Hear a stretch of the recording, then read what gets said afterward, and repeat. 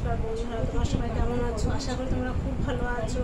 আমিও ভালো আছি। দেখো নতুন করে আবার কি গরম পড়েছে, ভালো লাগছে না। কত বাজে স্নান করতে ঠিক নেই। দেখো আমি কি রান্না করেছি আজকে। এটা দেখো ঢেঁড়স ভাজা করেছি, সঙ্গে তো পাকা পটল পেয়েছি। পাকা পটল খুব ভালো লাগে ভাজা খেতে। পেঁয়াজ দিয়ে ভেজেছি, ঢেঁড়সটা লম্বা লম্বা করে তারপর ঢেঁড়সটা আমি ভেজেছি।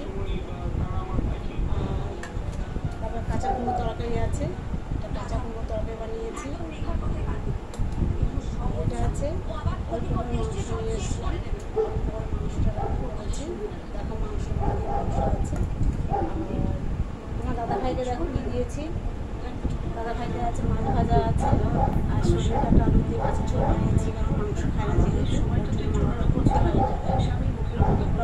আর জামের চাটনি বানিয়েছি। দেখো আমি চাটনিটা দেখো জেলির মতো করেছি চাটনিটা।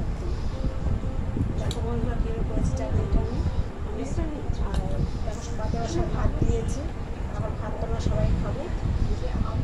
ভালো লাগলে লাইক করবে, শেয়ার করবে, কমেন্ট করবে, সাবস্ক্রাইব করতে বন্ধুরা ভুলবে না। রাখি বন্ধুরা, গুড নাইট, শুভরাত্রি, টাটা, সাবধান থাকো, সুস্থ থাকো। রাখছি বন্ধুরা।